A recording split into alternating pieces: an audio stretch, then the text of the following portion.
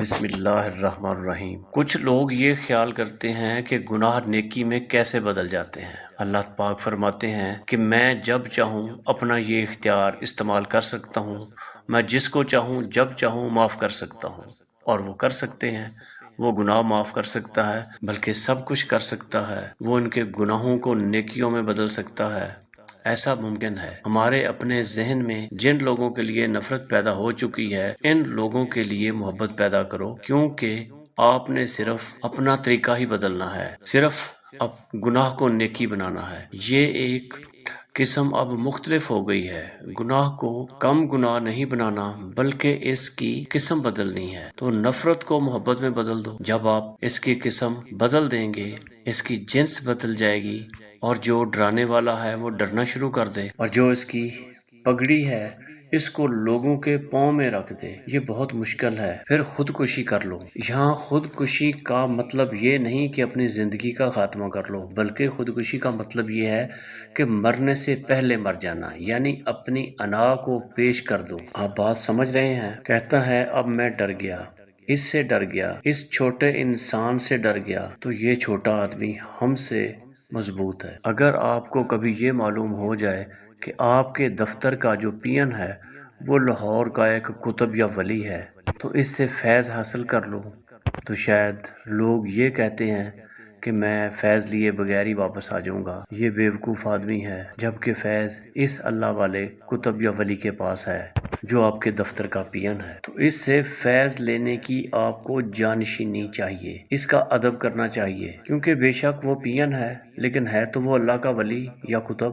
اس بندے سے ہم فیض نہیں لیتے، یا ہم ایک چپڑاسی سے فیض کیسے لے سکتے ہیں؟ جس کے پاس فیض ہے اسی سے ہی لینا ہوگا۔ وہ آدمی جو اپنے دفتر کے پین سے میرے آقا میرا حضور کہتا ہوا فیض لے سکتا ہے وہ بچ گیا، اور جو نہیں لے سکتا وہ پھر رہ جائے گا۔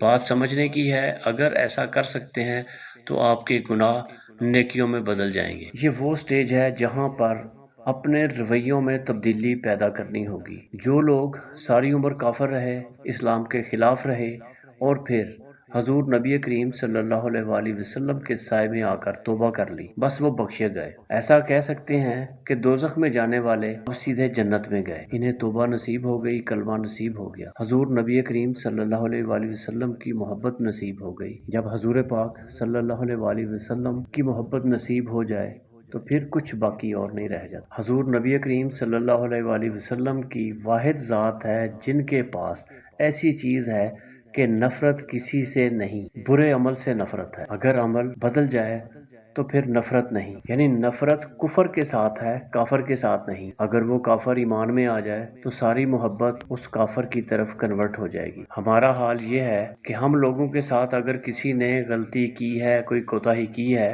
تو ہم ساری زندگی اس کو معاف نہیں کرتے۔ اگر قیامت کے دن کوئی کہے کہ میں نے 2-4 بندوں کو پکڑا ہوا ہے اور اللہ تعالیٰ سے سزا دلوانی ہے، تو پھر اللہ تعالیٰ اسے بھی معاف نہیں کرے گا۔ اس لیے یہاں معاف کر کے جاؤ تاکہ آگے جا کر آپ کے لیے بھی معافی کی گنجائش موجود رہے۔ اپنے ساتھی کو معاف کر دیا ہوگا تو ہمیں بھی معاف کر دیا جائے گا۔ ابھی اس خیال سے نکلیں گے، اب اپنے آپ کی اصلاح کرنی ہوگی۔ گناہ معاف ہو سکتے ہیں، ایک گناہ معاف نہیں ہو سکتا، وہ یہ کہ اگر آپ کی زبان سے حضور پاک صلی اللہ علیہ وآلہ وسلم کی شان میں کوئی غلط فکرہ یا کوئی گستاخی ہو جائے۔ باقی ہر گناہ اللہ کی ذات پاک معاف فرما دیتی ہے، مگر نبی کریم صلی اللہ علیہ وآلہ وسلم کے معاملے میں اللہ تعالیٰ کی ذات بہت حساس ہے، اس کی معافی کسی صورت نہیں۔ بس اتنی سی بات ہے کہ وہ کافر ہے جس نے حضور پاک صلی اللہ علیہ وآلہ وسلم کے لیے نعت کہی، ممکن ہے اللہ پاک اس سے اچھا سلوک کریں۔ یعنی نبی پاک صلی اللہ علیہ وآلہ وسلم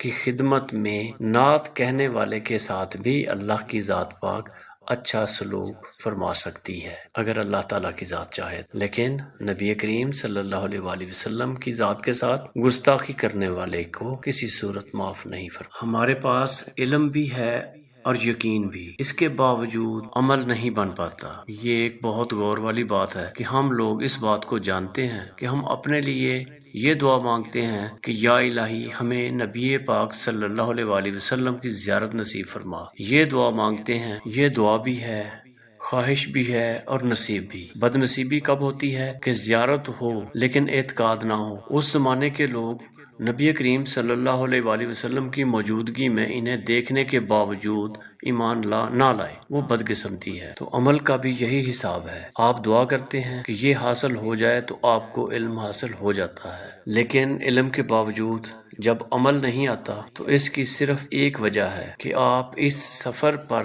جانے کے لیے اس سفر کا کوئی رہبر نہیں چنتے۔ کم از کم اس سفر کا ایک ساتھی بنا لو، دوست بنا لو، جو سفر پر آپ کے ساتھ جانے والا ہو، یعنی کہ اس کی رہبری میں آپ کی عاقبت بن جائے، تو اس کو کہتے ہیں رفیق۔ تو طریقت کا جو رفیق ہے اس کو اپنا ساتھی بنا لو۔ یہ دوستی عمل میں بڑی معاون ہوتی ہے۔ مثلا لوگ نیک کام کو جاتے ہیں اور اگر وہ نیکی والے بندے نہیں لیکن نیکوں کے ساتھ چل پڑتے ہیں، جہاں وہ بیٹھتے ہیں تو بیٹھ جاتے ہیں، جہاں چلتے ہیں چل پڑتے ہیں، اور ان کی سنگت ان کے اندر جب سما جاتی ہے تو اس کا سارے کا سارا عمل درست ہو جاتا۔ پہلے ایک دو دن وہ دیکھیں گے، کہیں گے کہ یہ کیا کر رہے ہیں، پھر آہستہ آہستہ اپنے رویے میں تبدیلی آ جاتی ہے، اور وہ عمل ہی ہے جو اپنے ساتھی کی مدد کرتا ہے۔ عمل حکم کے ساتھ ہوتا ہے اور وہ پیر ہوتا ہے جب پتہ چل جائے کہ آپ کے مرشد کا حکم ہے تو آپ کو پتہ ہوتا ہے کہ میں نے ہر صورت کرنا ہے۔ اگر آپ کا ساتھی کہے کہ میں صبح کو دوڑ لگاتا ہوں تو آپ بھی دوڑ لگائیں، اگر آپ کا ساتھی کہے کہ میں نے چلنا ہے تو آپ بھی چلو گے۔ جب آپ کا کوئی رہنما ہو، پیچھے سے کوئی دھکیلنے والا ہو اور عمل پر مجبور کرنے والا ہو، تو پھر اچانک کوئی فیض ہو جائے، لینے والا خود ہی آ جائے اور پھر وہ آپ کو سخی بنا دے گا۔ فرض کریں کہ آپ سخی بننا چاہتے ہیں، پیسے بھی ہیں لیکن کوئی عمل کی کوئی صورت نہیں بن پا رہی، تو ایک دن وہ آپ ہی آ جائے گا، غریب آدمی بن کر کہے گا کہ مجھے پیسے چاہیے یا مجھے پیسے دو، آپ نے دے دیے، وہ لے کر چلا گیا۔ وہ بلا سبب، بلا ضرورت اور بغیر آپ کے عمل کے آپ کو سخی بنا گیا۔ یہ بھی ممکن ہو سکتا ہے نماز اس لیے ہوتی ہے کہ اس کے خیال سے آزاد کر دے جو خیال ہو، لیکن عمل نہیں بنتا، پھر عمل پیدا ہو جاتا ہے۔ بڑا عمل کرنے کے لیے چھوٹے عمل میں استقامت پیدا کرو۔ بزرگوں کے طریقے بتائے ہوئے ہیں۔ ایک جگہ پر بیٹھ جاؤ، پھر ہر روز اسی وقت وہاں بیٹھا کرو، اس کے بعد عمل میں استقامت آ جائے گی۔ ناغہ نہ کرنا۔ لوگ کہتے ہیں کہ 40 راتیں یہ پڑھو، جب پڑھ لیا تو وہ ولی ہو گیا۔ اگر کوئی راستے میں یہ کہہ دے کہ میں نے 30 راتیں تو عمل کر لیا، مگر 31ویں رات ضروری کام تھا، میں نے عمل چھوڑ دیا، تو پھر وہ راستے میں ہی رہ گیا، اور جو پہنچ گیا وہ ویسے ہی استقامت میں آ گیا۔ اس لیے اس کا چلہ ہوتا ہے۔ چلہ کیا ہوتا ہے؟ چلہ عمل ہوتا ہے۔ جو کر گیا تو وہ عمل میں پورا ہو گیا اور امر ہو گیا۔ مسجد نبوی صلی اللہ علیہ وآلہ وسلم میں جو گنتی کی نمازیں پڑھ گیا وہ ہمیشہ کے لیے پڑھ گیا۔